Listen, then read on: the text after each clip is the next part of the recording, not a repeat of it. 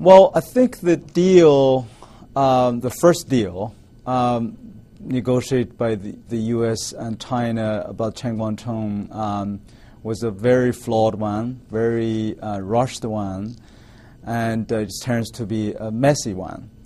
And I think the U.S. just gave up their leverage too fast before they can negotiate a more mature deal to address Mr. Chen's concern in a more really constructive way. And for instance, the U.S.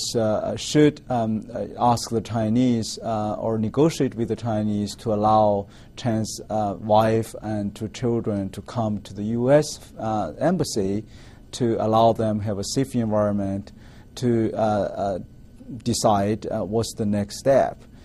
And I think right now, of course, as the story develops, today the U.S. just made an announcement, a new deal was reached, and that I think that should have been the first deal, because I think Mr. Chen and his families, they want to come to the U.S. at least temporarily for some time of rest and healing, and really medical treatment, and then they can reassess their life and make a more long-term decision.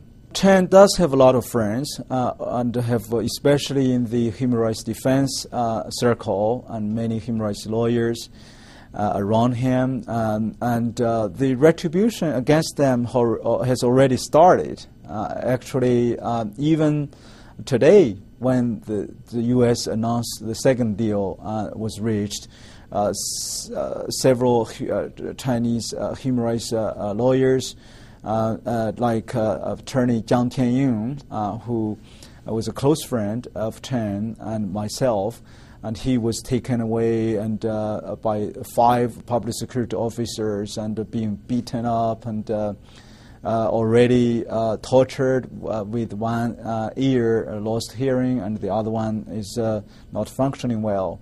And we learned from the people on the ground that a number of Chinese dissidents or human rights defenders, and of course many of them know Chen or his supporters, had been forced to have tea with the public security officers called he cha, and basically receive warning, threat.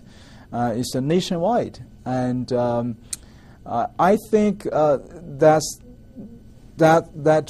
shows how unreliable sort of a regime like a current Chinese regime is. How can you